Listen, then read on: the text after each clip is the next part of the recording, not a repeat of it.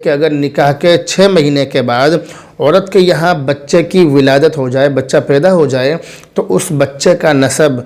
بیوی کے شوہر سے ثابت ہوگا، اور اگر نکاح کے 6 مہینے سے کم میں بچے کی پیدائش ہو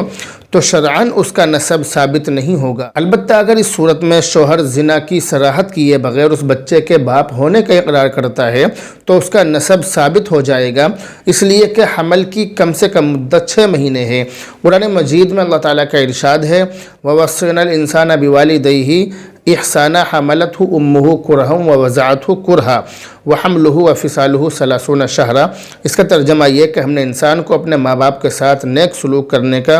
حکم دیا ہے۔ اس کی ماں نے اس کو بڑی مشقت کے ساتھ پیٹ میں رکھا اور بڑی مشقت کے ساتھ اس کو جنا اور اس کو پیٹ میں رکھا، اور دودھ چھڑانا 30 مہینے میں پورا ہوتا ہے، دودھ چھڑانے کی مدت 30 مہینے ہے۔ دوسری جگہ ارشاد ہے حملتہ امہ وہن علی وہن وفصالہ فی عامین۔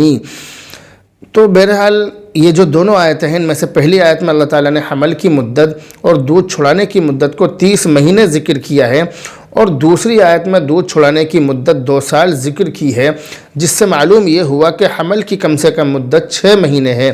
اور یہ استدلال حضرت عبداللہ بن عباس رضی اللہ تعالیٰ عنہ سے منقول ہے۔ چنانچہ حضرت ابن عباس رضی اللہ تعالیٰ عنہ سے منقول ہے کہ ایک شخص نے ایک عورت سے نکاح کیا اور 6 مہینے میں ہی بچے کی پیدائش ہو گئی۔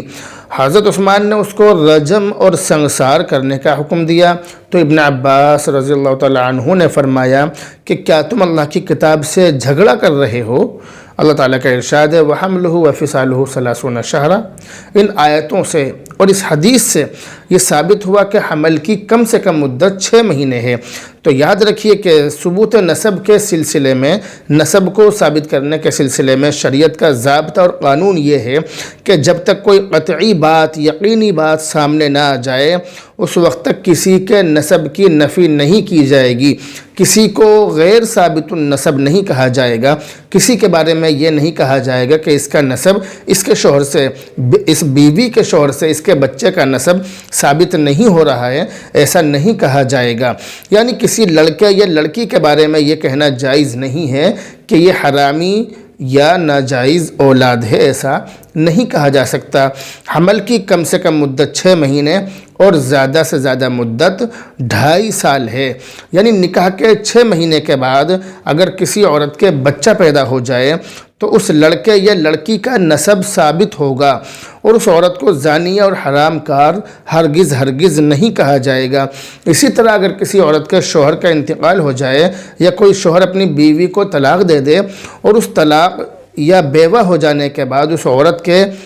اولاد ہو جائے، کوئی بچہ ہو جائے، تو اس بیوہ یا طلاق شدہ عورت کے کردار پر شبہ کرنا درست نہیں ہوگا۔ اور اگر کوئی شخص اس عورت پر زنا کی تہمت لگا دے تو تہمت لگانے والے پر حد قذف یعنی 80 کوڑے جاری کیے جائیں گے، اس کو تہمت لگانے کی سزا دی جائے گی، بشرطے کہ وہ اپنی بات کی تائید میں کوئی ثبوت پیش کرنے سے قاصر رہے، وہ کوئی ثبوت پیش نہ کر سکے تو اس کو سزا دی جائے گی۔ اور اگر وہ ثبوت پیش کر دے کہ ہاں یہ زانیہ ہے، اس کو دیکھا گیا ہے حرام کاری کرتے ہوئے، فلاں مرد کے ساتھ یا فلاں لڑکے کے ساتھ اس کو غلط کام کرتے ہوئے دیکھا گیا ہے، یہ تہمت لگانے والا اگر اپنی بات میں ثبوت پیش کر دے، گواہ پیش کر دے، تو ایسی صورت میں اس پر سزا نافذ نہیں کی جائے گی، اور اگر ایسا نہ ہو تو پھر اس پر سزا نافذ کی جائے گی۔